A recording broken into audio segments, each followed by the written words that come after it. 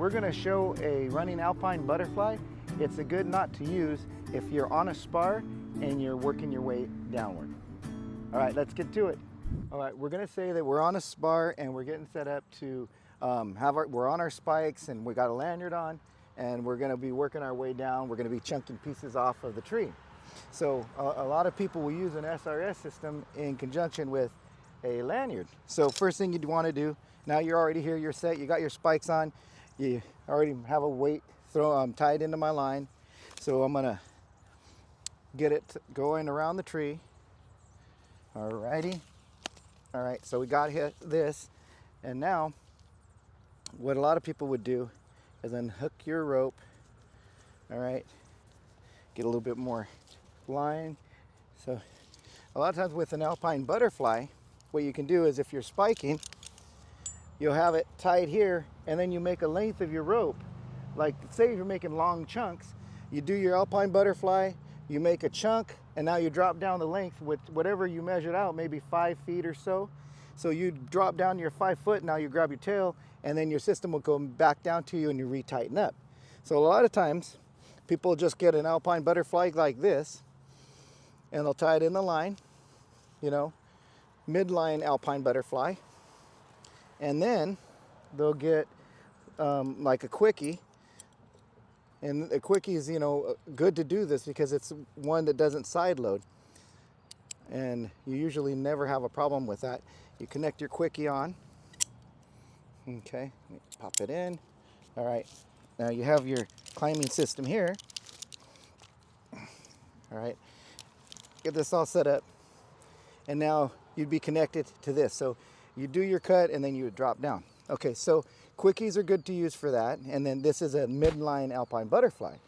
Some people will use a carabiner. I'll show you that real quick.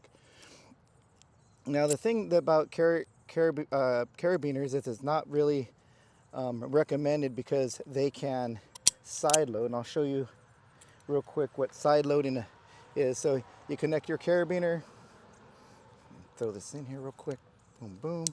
All right, now I'll just say this is how you do it.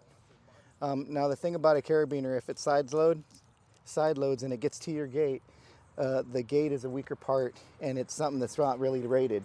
So that would be a concern. Okay, so if you don't have the piece of equipment, or say you're up in the tree and you drop your quickie, or you know, if you were a guy who's using a carabiner, you drop that.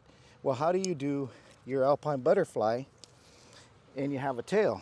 I'll show you. Because you're going to have to capture the line.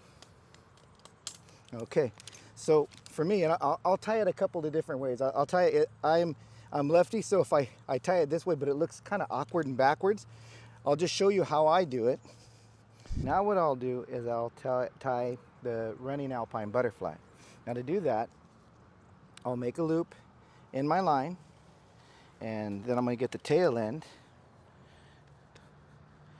and I'm going to go up through. Okay, now once I get to this point here, I'll bring it up and through, and I have this loop, and I have this other piece. Now what I'm going to do is I'll capture this right here, the standing part of my line, and I'm going to go up,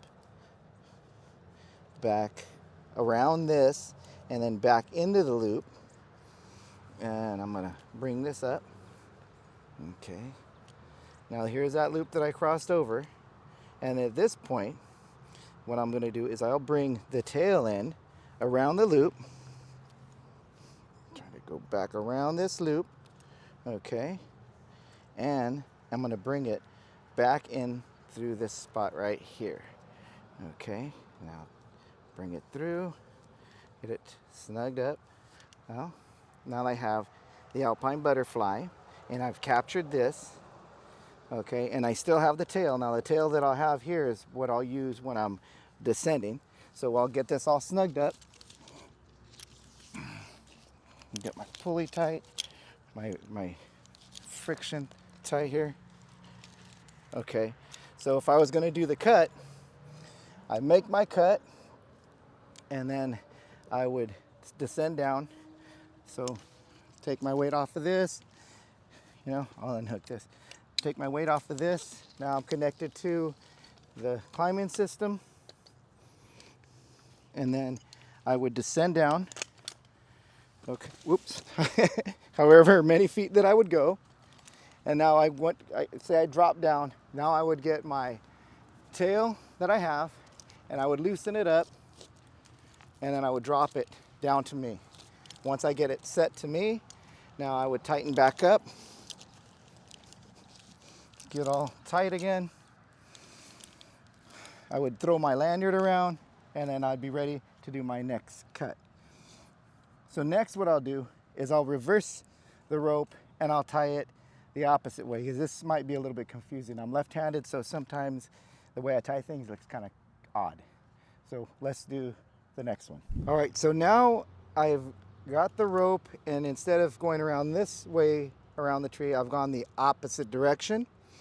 And so what I'll do is I'll do the same thing where I'll make that loop, and then I'll get the tail end of this loop, and I'll come in through here. Now I'll bring it up and through. Now when I get to this point, I'll go to this part of my line, the working in here, or the standing in, and then I'm gonna go back in through this. So here's that loop that I created, and I've captured this where I'm gonna choke for my climbing system. Okay, now I'll switch hands so maybe you can see better. Now I'm gonna bring this up, make it tighter, you know. Now this is that loop, so it's going to look like this. Now since I have this captured, I've gone through here. Now the next step I have to do is go up around this loop, and now that I've done that, I've created these two pieces here, and now I'm going to go through here and I'll feed this through. Okay, once I feed that through, tighten it up. Now I've created the Alpine Butterfly. So now what I'll do is my system kind of fell. I'll make it tighter. Throw it up. Okay, I get it all set where I want it. I'm gonna take the slack out of my line. It's odd because it's the opposite direction of what I'm used to. Anyhow, so now I have this set up. Then I would do the same thing. Oops, this is shorter though. I would make it longer so the length that I want. So I'll get the lanyard off, undo the lanyard. Now I'm full on the climbing system. Get this out of the way. Now hopefully I don't fall this time. Now I would go down. I'm gonna drop down to the next area, drop down, and then I'll get close and I'm spiked in.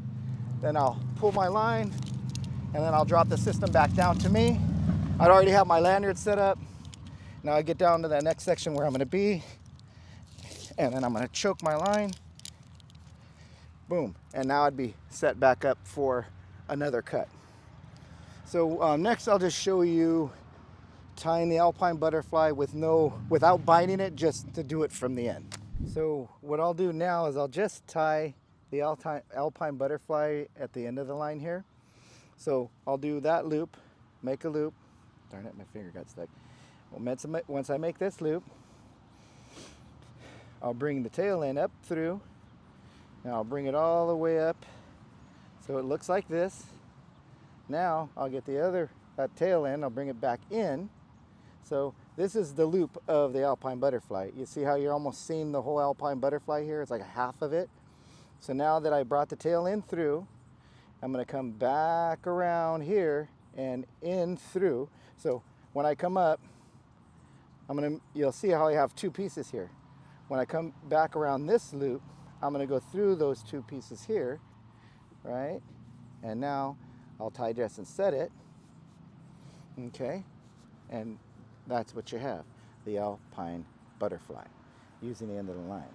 That's the part. So when you're making that loop, when you come back out, you're capturing whatever part of the rope you want to capture here. And then you're just feeding it in through here. Well, there you go. Well, there you have it. That was a Running Alpine Butterfly. It's a good loop knot to use when you're working on a spar and you want to work your way down a tree. It's really easy to adjust. You don't need any extra hardware. And it's really nice when you're in that kind of a situation. All right, hope you guys enjoyed this video. Comment, like, and subscribe. Hit that notification bell if you like what we do.